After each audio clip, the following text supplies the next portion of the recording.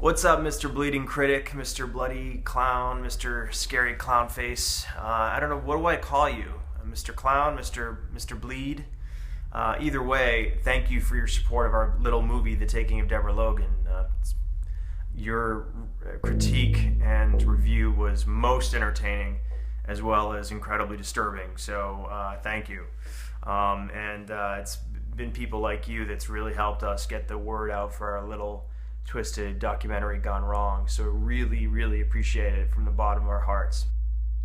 Thanks for that, Adam. My bleeding pleasure.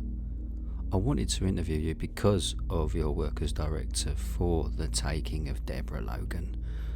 My first question for you is, tell me about a moment, just a single moment from any horror film, recent or old, that damaged you forever. Oh man, this is a good question. It's a hard question, actually. I mean, when I was younger, everything disturbed me.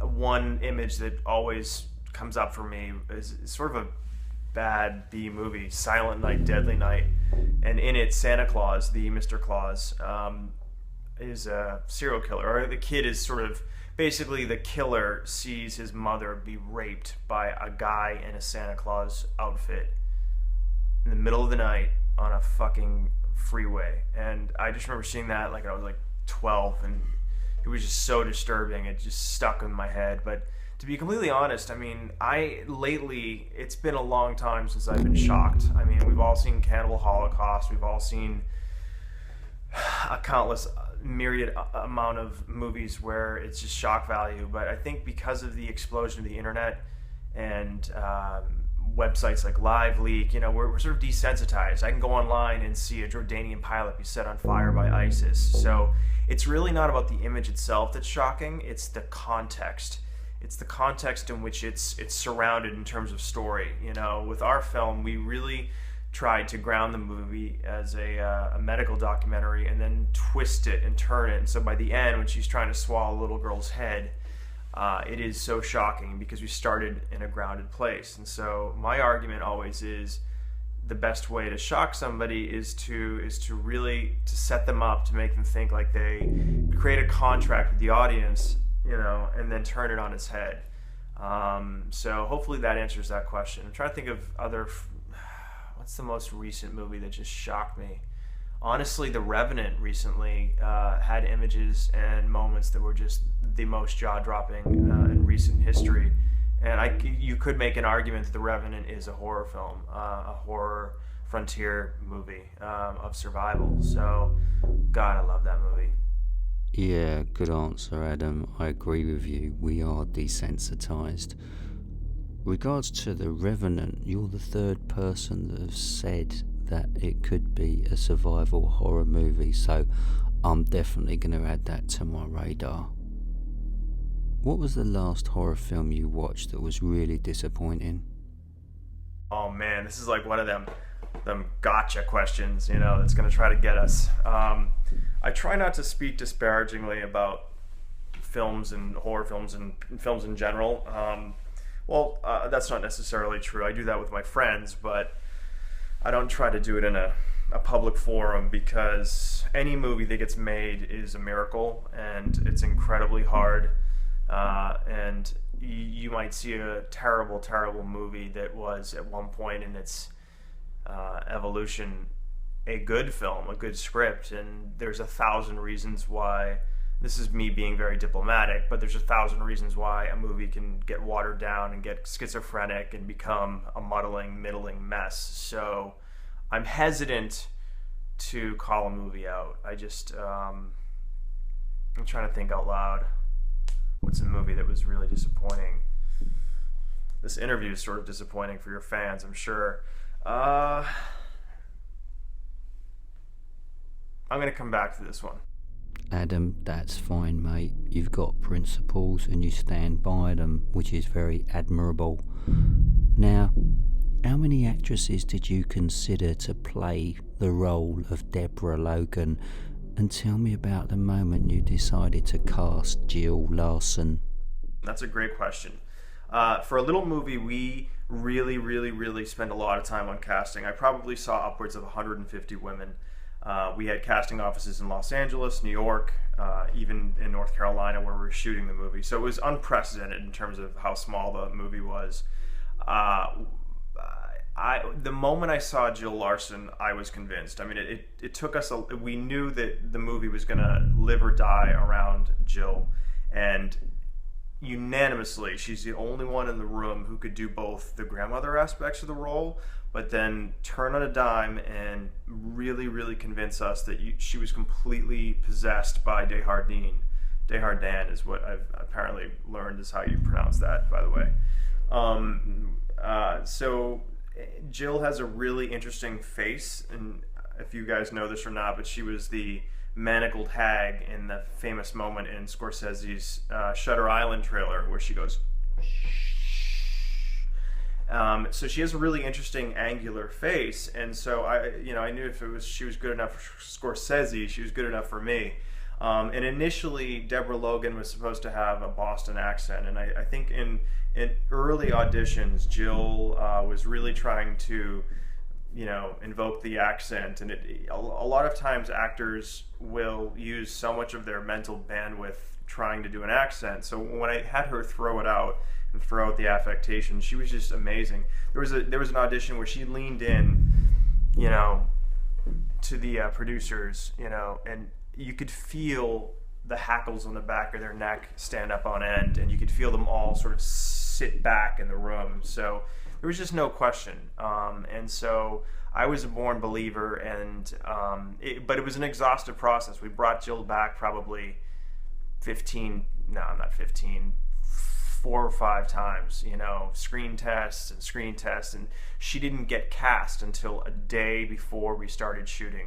She was literally in Los Angeles getting face cast, and then we had to whisk her on a plane to Charlotte. So it was down to the wire, and we are just so grateful that we chose her. I mean, and because she had 20 years of soap opera experience under her belt, she had all of these techniques as an actor that I could just make one little adjustment in directing, and she would just run with it, and had such amazing chops. So, and by the way, she's the sweetest person you'll ever meet, and she had never seen a horror film before this. I don't think she's had. I mean, maybe she's watched the movie, but and you guys should check out. She did an interview for iHorror, and apparently, I'm sort of diverging here, I'm sorry, but apparently kids in late night diners will go up to her and one kid was so freaked out, got angry and was accosting her in this late night Denny's. So she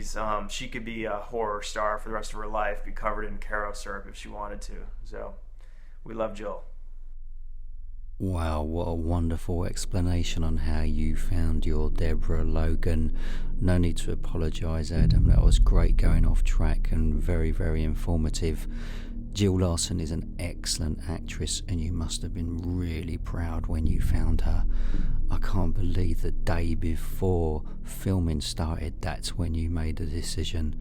That is close to the bone, my friend.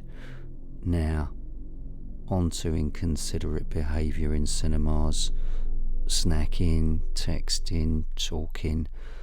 Adam, do you suffer from cinema rage like I do?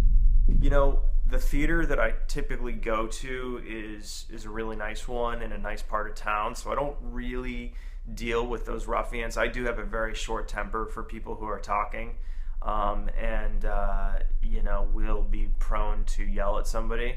But it hasn't been an issue lately, thankfully, for us. I'll tell you another thing. Going to the theater for me is really important, because when I'm watching a movie at home now, I'm always on my phone. So theaters are like an unadulterated chance for me to just sit for 2 hours and watch something unplugged. So it is a true sanctuary. I like that. The cinema is a sanctuary for so many of us. During the film story creative process, sometimes the best suggestions can come from people not involved within the industry. Have you ever given a scenario to someone and their unexpected suggestion energised you to take your story onto another level? Uh, that's a great question. I am a firm believer that great ideas can come from anybody. And in the process of writing something, I will often try to bounce ideas off of people, talk them out, see what they think of them. And that usually works pretty well. I'm trying to think of some specific moment when that's happened. And it's less about somebody giving me an idea that takes me in a different direction. It's more about pressure testing things that I'm working on myself. I can say, does this make sense? Do you get this? We live in the Twitter age, and you have to grab somebody's attention so fast. You're competing against 1,000 different pieces of content at once, and so the pitch has to be nice and clear. It has to really cut through the noise, and it's harder and harder to come up with something that really has a hook. Again, just going back to our first film, The Taking, the idea of doing a medical documentary that turns into a possession movie, people could see the trailer and understand what it is. And so now when we're trying to come up with ideas, it's always about, is there a hook? Is there a marketing hook that people will really want to see a movie of this type, and will they watch the trailer and immediately like, oh shit, I can only imagine where that's going to go, does it have a high concept idea? So that's where we're at now, and it is tricky. It is very tricky to come up with new ideas. Great answer, thanks Adam. Are you disheartened by the current film trailer trend to give away the plots? And do you have total control on the content for the trailers for your own work? I don't know anybody who has control over the trailers for their films. I mean, I'm still starting out, so I'm a bit of a neophyte. I will say, again, getting back to my previous point about, marketing hooks, it's really hard to get people in theaters. It's getting harder and harder and harder. And so, giving away the baby with the bathwater seems to be a necessary evil sometimes to really get people excited. I am not somebody who takes great umbrage with, seeing it all ahead of time. I know I completely understand why somebody would, but I'm literally the guy who would go online and look up the end of Confessions of Making of a Murderer on Netflix before I finish the fucking documentary. Like, I'm that guy. Like, so I don't have a great sense of importance in terms of, and because I don't think so linearly, like, I'm not so hung up on spoilers and stuff the way other people are. So I'm a bit odd in that sense. Fair enough, mate. Making of a Murderer on Netflix, I've just finished watching that, and I thought it was one of the best documentaries I've ever seen, and my God, it made my blood boil. Talk to me about 3 of the most inspiring horror films you've witnessed, and explain why. Oof. You got all night?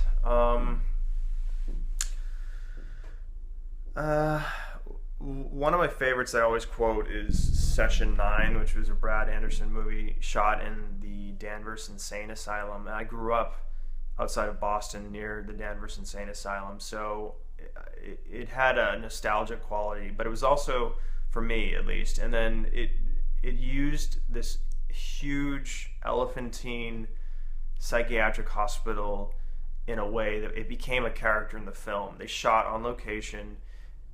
Hundreds of lobotomies had been performed in this place. Thousands of people died. You could just tell the place was riddled with pain and sadness and just disease. And so the conceit of the movie was that this group of, and it was also, frankly, the first film, I believe, or one of the first to be shot on HD. So that was really cool. And I saw an early screening of that. And the conceit was that, this overworked asbestos removal crew is going to go into the premises and strip the asbestos out of the hospital, the abandoned hospital. And it is a slow descent into madness, and it's very much like The Shining. It's like sort of a 10 Little Indians yarn, but it's just the place itself had such character and was so frightening.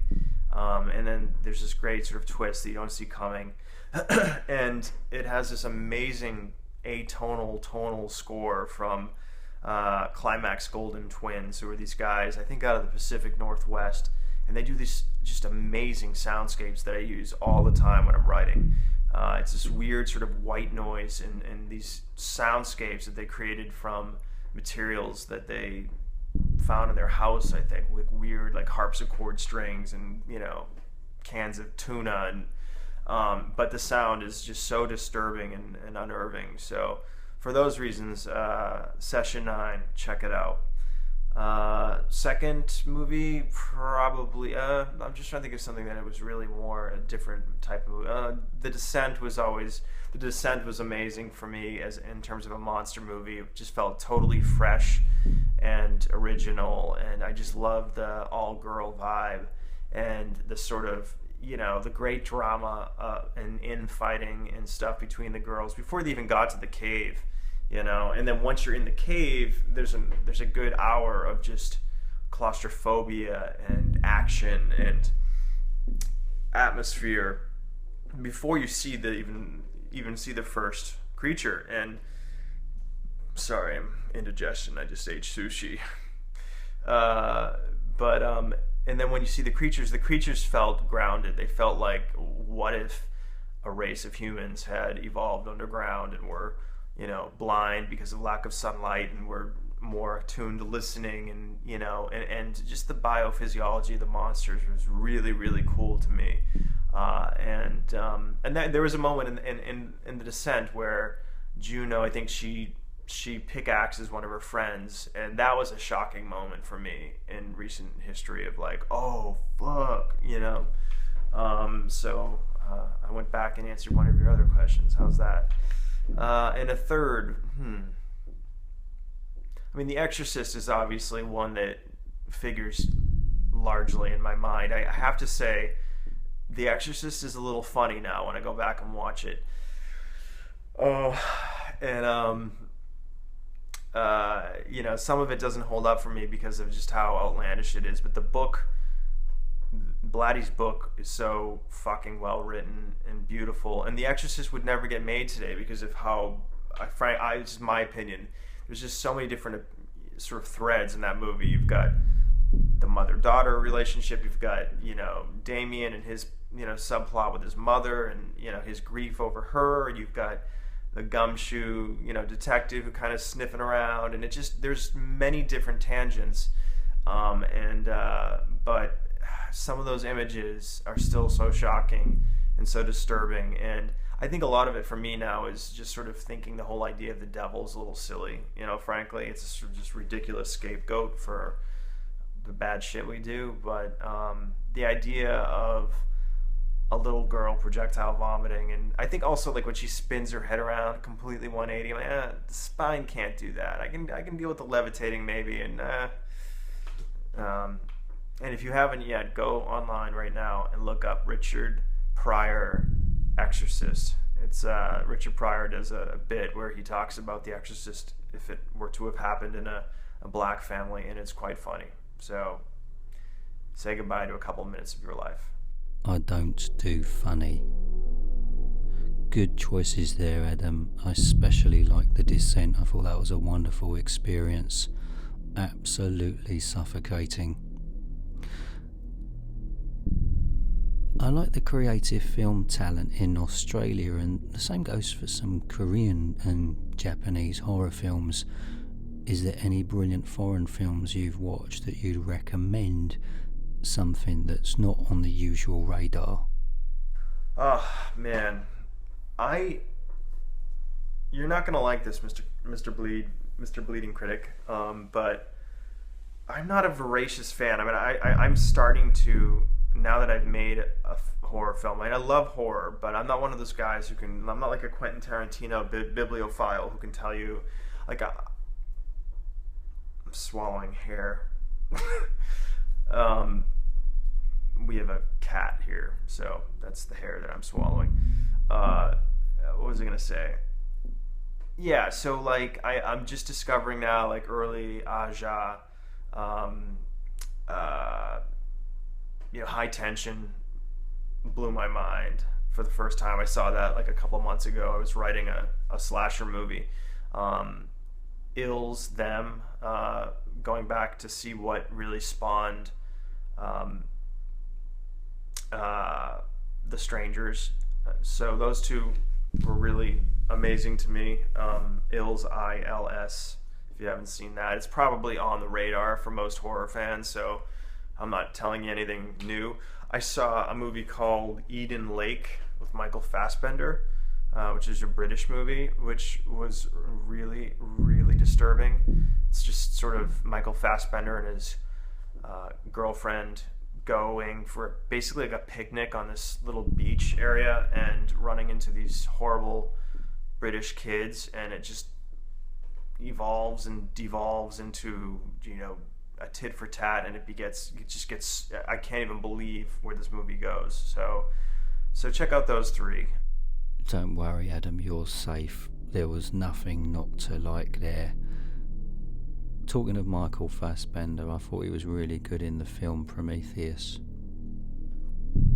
The original Martyrs is an exceptional French-Canadian horror film that's been remade. Do you agree the companies that remake subtitled films are like parasites, feeding off the hard work, creativity and talents of others?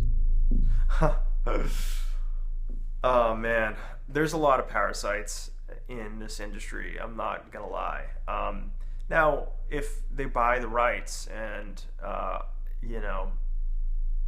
the original filmmakers are remunerated, that's usually not the case. But if somebody were to buy the rights of The Taking of Deborah Logan and remake it in Japan, I wouldn't be offended, and I would understand the business side of it. Again, it's a business, and movies are inherently, here's my PC diplomacy coming in again, but movies are an inherently risky venture, and they cost a lot of money, and a lot of them are financial failures. So investors, fortunately or unfortunately, are looking for the best way forward. And so if there's been something that has been proven in the marketplace already, I can see the logic of why that's an easier sell than an original piece of material. That being said, I mean, I begrudge that reality just like everybody else. And horror is actually one of the remaining genres that you do get original material and original movies. It's not you can go out and make a $5 million horror film. You can't go out and make a $5 million superhero movie. So that's great. And I just saw Martyrs for the first time. And so that was a movie that was definitely had some shocking images where I was just like, oh, hell no, hell no. The vivisection, the exfoliant scene was insane. Like the way the movie opens up, and then you're like, wait, okay, so they broke in and killed this sweet mother and father, but then wait, what's happened in the basement? What the hell? So Martyrs is another one. See, now you're answering my questions for me, so thank you. Your questions for me. But the parasite of it all. Look, I mean, it's hard. It's just hard. It's hard to get people's attention. So what do I do if I'm a studio head? Do I go and make another Friday the 13th that has an inherent billion-dollar following, a huge brand awareness, or do I go make a It Follows where people are like, huh, what the fuck is that? And so I can see both sides. God, I'm like the PC. I'm just like politically correct. You just want me to just start muckraking, don't you? Damn them, all those studio people. Let the right one in, let me in. It's sad, but most Americans, frankly, to be completely honest, aren't going to see the originals. Most Americans don't. They've got blinders on. So if you can take a great piece of material, like even Girl with the Dragon Tattoo, like I love the Fincher version. and purists will always take umbrage. You've raised some very interesting points there, Adam. You're right. Horror films are cheaper to make than blockbusters, so they tend to be more original. They are less of a risk. You attended the University of Southern California School of Cinematic Arts. What was the most surprising lesson you learnt there that made the entire course worth your time? First of all, fight on USC. I was lucky enough to go to USC. I don't know how I got in, to be completely honest, because I was a bit of a party guy. I was just stoned a lot. USC was amazing in so much as it was just, we got to watch and study. I was in the critical studies track, and so it was all about watching films and studying films and just learning about the great directors. And so really looking at film as an art form, we had amazing teachers. And again, because it's right in the heart of Los Angeles, I had access to all kinds of Alexander Payne brought election into a class I was in, and so we're just really in the nexus of the business, and so that's been incredible. And all of my colleagues, my cameraman Andrew, was one of my classmates, and so you have this incredible network of Trojans. Always pack a Trojan. Anywhere you go in the industry, so it's been amazing. I'm so blessed to have gone to USC. You certainly had a fantastic time. When a company or individual invests in your work, do you find yourself constantly explaining that you want to cast people that are right for the roles instead of hiring well-known actors that sell more cinema tickets? You always experience this when you're trying to finance a movie. In this day and age, it's often the list of people and what they're worth overseas. So, what's actor X mean in the UK and France? And so it's always a balance. And, in a perfect world, you find both an actor who means something financially and an actor who's the actor for the role. We will see. My next film is a movie where we have to back into a number based on certain projections and what foreign sales. So to be continued. I think if you don't cast the best actor for the role, it's a Faustian bargain, and it's a mistake you should never, ever, ever entertain. Fight for that. That's something you fight for. 95% of directing is casting. Absolutely. How and when did your respect for the horror genre start? My grandmother, who was like my mother, raised us on incredibly scary ghost stories. She lived in the middle of the woods in New Hampshire, and in the 70s her house was allegedly possessed by a spirit in a what was called a Zariah board, which was a more elaborate Ouija board, and she scared the absolute daylights out of us about this entity that was attached to this board, and how it knew had preternatural knowledge of people, and it materialized itself physically. It did all kinds of weird shit in the house, and I have grown cousins who are level-headed Republicans who won't even talk about it. So and she loved horror stuff, and so ghost stories were something that we told around the campfire and sort of the fireplace at night. And the old house was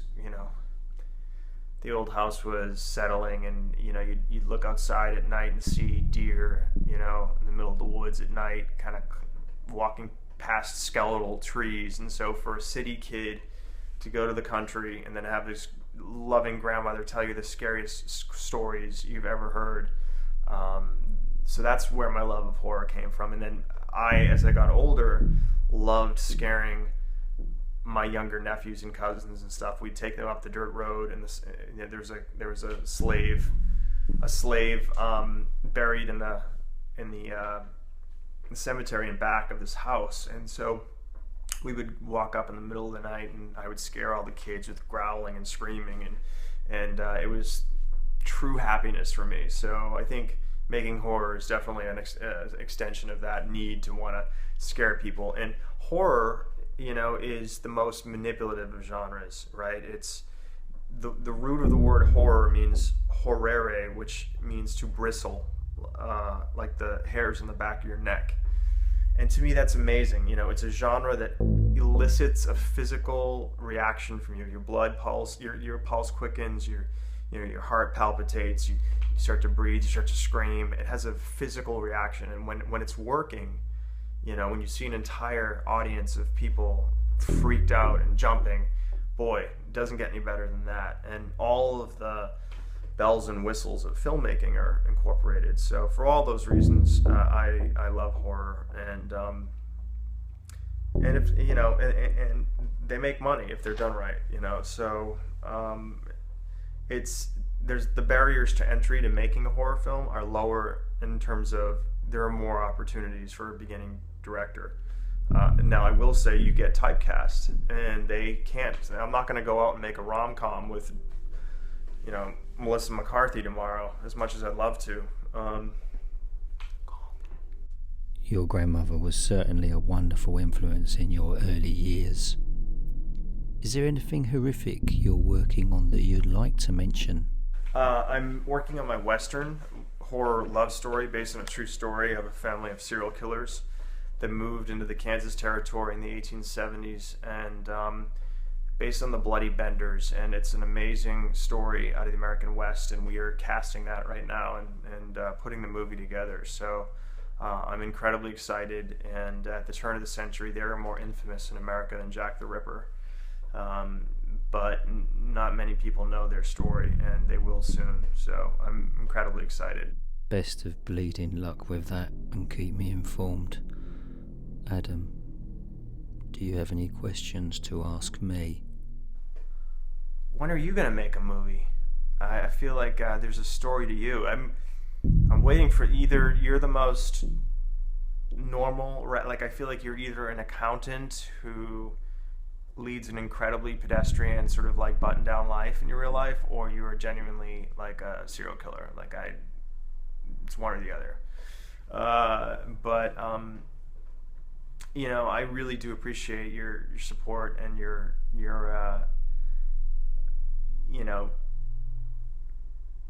just being there for us. And so my question to you is, what's the next step for you? Are you going to make a movie? Is that your aspiration? Or is it writing? Or is it acting? Are you going to create little bleeding critic bobbly heads that sit on people's desks? What are you going to do, Mr. Bleeding Critic? This lighting's all wrong. Anyway, thank you to you, thank you to your fans, and from all of us here in the land of Deborah Logan, signing off. An accountant or a serial killer? I could be both. Adam, the next step up for me is to continue to rise above the noise of the internet. Like you say, you got to stand above the bland and the predictable. I want to develop my short audio stories into a feature film called Bleeding Critics Horror Medication, where you'll see me introduce each short story, and when narrating in each story, I'll appear on screen, yet no one in the story takes any notice of me. I'll just blend in with the crowd, which would be bleeding cool. My work has been done and my content's ready. And the other thing I want to do is to get more horror fans listening to the radio again. So I have a show in mind called Bleeding Radio, where I play music from horror films, and my audience just closes their eyes and become immersed into beautiful horror music hell.